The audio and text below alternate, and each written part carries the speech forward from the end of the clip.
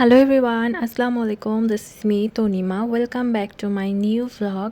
আজকে আমি আপনাদের সঙ্গে আমার সারা দিনের ভ্লগ শেয়ার করব। মানে আমি সারাদিন কী কী করেছি সব কিছুই এই ভিডিওতে শেয়ার করব।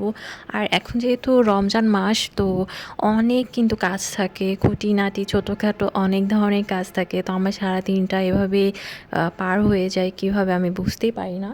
তো সকালে উঠে শাওয়ার নিয়ে নিয়েছিলাম, রুমের পর্দাটা সরিয়ে দিলাম। রুমে অনেক আলো চলে আসলো, সব জায়গায় আমি পর্দাগুলো সরিয়ে দিচ্ছিলাম যেন ঘরের ভেতরে অনেক আলো আসে। তারপরে আমার কিছু মাছ আছে, ওদেরকে একটু খাবার দিয়ে দিলাম সকালবেলায়। তো ওদেরকে 2 বেলা খাবার দিই। তো সকালে খাবারটা দিলাম, এরপরে বেডটাকে সুন্দর করে গুছিয়ে নিয়েছিলাম। আর বেডটা গোছানোর পরে কিন্তু মনে খুব একটা শান্তি আসে, তাই না? এমন একটা রিফ্রেশ লাগে। আর বেড এলোমেলো থাকলে একেবারেই ভালো লাগে না, খুব অশান্তিকর লাগে। তো আমার বিছানা গোছানো ডান হয়ে গেল। এখন আমি সোজা চলে গেলাম কিচেনে, আর কিছু খেজুর নিয়ে ভিজিয়ে রাখলাম যেন খেজুরটা একটু সফট হয়, কারণ আজকে খেজুরের মিল্কশেক বানাবো। তো তারপরে আসলে অনেকক্ষণ ক্লিপ নেওয়া হয়নি। এই যে দুপুরে রান্নার জন্য আমি চিংড়ি মাছ আর পটল আলু ভাজি আর চিকেন ফ্রাই করেছিলাম, মানে দুপুরে খাওয়ার জন্য না, সরি, রাতে খাওয়ার জন্য। আর এই যে আস্ত একটা তেলাপিয়া মাছ ভেজে নিয়েছিলাম, আর চালতার আচার করছিলাম। আর এই তেলাপিয়া মাছ আর চালতার আচার আমার নানুর বাসা থেকে আসছে, মানে এটা ওদের পুকুরের আর গাছের চালতা। তো এই আচারটা আমি আজকে ফার্স্ট টাইম করলাম। চালতার আচার আমি আগে কখনো করিনি, জানি না কেমন হবে। তো তারপরেও রান্নাটা করছিলাম, আর আমার হেল্পিং হ্যান্ড ছিল, সে আমাকে হেল্প করছিল। তো এরপরে চালতার আচারটা হয়ে গেল। তো বেশ ভালোই হয়েছিল আচারটা, মানে মোটামুটি ভালোই ছিল। তো এরপরে আমি খেজুরের মিল্কশেকটা বানানোর জন্য খেজুর বিচিটা ছাড়িয়ে নিয়েছিলাম, আর টক দই দিয়েছিলাম। তারপরে অল্প একটু চিনি দিয়েছিলাম, মানে একটু মিষ্টি হওয়ার জন্য। বাট আমার পরে এটা খাওয়ার পর মনে হলো চিনি না দিলেও চলতো। আর লিকুইড দুধ দিয়ে নিয়েছিলাম, গরুর দুধ। তো পুরো শর্টটাই দিয়ে দিয়েছিলাম, খেতে মজা হবে এই জন্য। তো এটাকে আমি ব্লেন্ড করে নিয়েছিলাম, আর ট্রাস্ট মি, এইটা এত মজা হয়েছিল, মানে খুবই মজা লাগে এই মিল্কশেকটা। আর শরীরের জন্য এটা খুবই ভালো, মানে টক দই খুব হজমে হেল্প করে, তবে খেজুর তো অনেক ভালোই। তো এই যে আমার মিল্কশেকটা রেডি, এটা আমি ফ্রিজে রেখে দেবো, ইফতারের সময় এটা খাবো। তো তারপরে আমি পেঁয়াজু বানানোর জন্য এই ডাল বাটা পেঁয়াজ, ধনিয়া পাতা, কাঁচামরিচ এগুলো সব রেডি করে রাখলাম। বেগুনির জন্য আর কি বেগুনটা কেটে রেখেছিলাম, আমার হেল্পিং হ্যান্ড কেটে দিয়েছিল।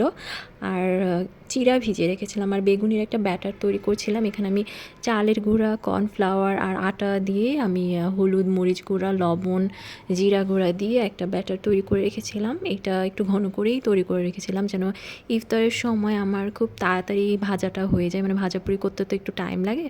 তো এগুলো রেডি থাকলে বেশি সময় লাগবে না, এই জন্য আমি রেডিটা করে রাখি এটাকে।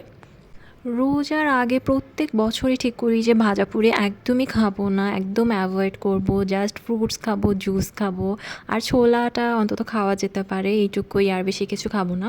বাট তারপরেও কেন জানি ভাজাপুরি খাওয়া হয়। আর ভাজাপুরি, এই আলুর চপ, বেগুনি, পেঁয়াজু এগুলো ছাড়া কেন জানি ইফতার ভালোই লাগে না, তাই না? সবারই মনে হয় এমনটাই হয়। আমার তো খুব মানে ভালো লাগে এগুলো খেতে, আর এগুলো ছাড়া মানে কেমন খালি খালি লাগে, তাই না? তো আমি চিড়া কলাটাকে মাখিয়ে নিচ্ছিলাম, আর এইটা আসলে আমার শ্বশুরবাড়িতে সবাই খুব খায়, মানে ইফতারে এইটা থাকতেই হবে। ওরা বলে যে এটা খেলে নাকি আর গ্যাসের প্রবলেম হয় না, পরে ভাজা পোড়া খেলে পর সমস্যা হয় না। তো প্রথমেই আর কি চিড়া কলাটা খেয়ে নেয়।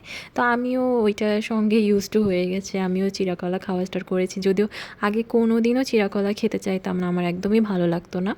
তো এখন প্রায় ইফতারের সময় হয়ে গেছে, তো আমি এখন ভাজাপুরি করছি জলদি জলদি করে। আর ঠিক লাস্ট টাইমে করলে কিন্তু গরম গরম ভালো লাগবে খেতে, মুচমুচে থাকবে।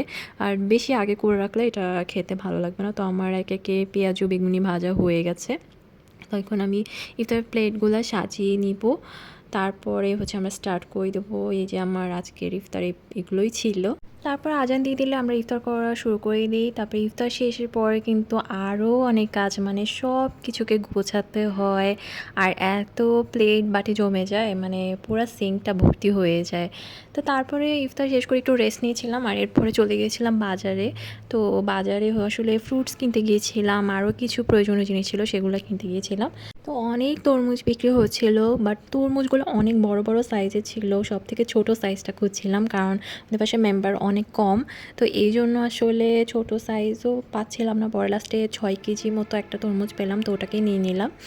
আর তরমুজটা খেতে আমার বেশ ভালো লাগে, আমার অনেক ফেভারিট তরমুজ। তো এই যে তরমুজের ভিতরে বেশ লাল ছিল আর মিষ্টি হবে অনেক, বোঝাই যাচ্ছিলো, অনেক লাকি ছিলাম। তো তারপরে কলা নিয়ে নিয়েছিলাম। তো কলাটা আসলে আমাদের প্রতিদিনই লাগে, যেহেতু আমরা চিরা কলা খাই, তো এই কলাটা নিতেই হবে। তো এরপরে হচ্ছে আমরা পেঁয়াজ খুঁজছিলাম, মানে পুরানো পেঁয়াজ বেরেস্তা করার জন্য, বাট পুরানো পেঁয়াজ পাচ্ছিলাম না, সবই নতুন পেঁয়াজ ছিল। তো পেঁয়াজ আর নেওয়া হলো না। তারপরে বাজারে ঘুরে একটু দেখছিলাম যে কিছু নেওয়া যায় নাকি, বাট বাজার অলমোস্ট বন্ধ হয়ে যাচ্ছিল, কারণ রাত হয়ে গেছিল, প্রায় 10টা মতো বাজে রাত। তো তারপরে হচ্ছে বাসায় চলে গিয়েছিলাম আমরা। তো এই ছিল আমার আজকে সারাদিনের ভ্লগ। আশা করি আপনাদের ভালো লেগেছে। ভালো লাগলে কিন্তু অবশ্যই লাইক কমেন্ট শেয়ার করে দেবেন ভিডিওটি, এবং আমার চ্যানেলটিতে একটি সাবস্ক্রাইব করে দেবেন, কারণ আমি কিন্তু অনেক ভিডিও আপলোড করি, সেগুলো দেখতে আমার চ্যানেলটিতে অবশ্যই সাবস্ক্রাইব করতে হবে। ওকে, আর কেমন লেগেছে ভিডিওটি কমেন্ট করে কিন্তু অবশ্যই জানিয়ে দিবেন। তো সবাই ভালো থাকবেন, দেখা হবে নেক্সট ব্লগে। আল্লাহ হাফেজ।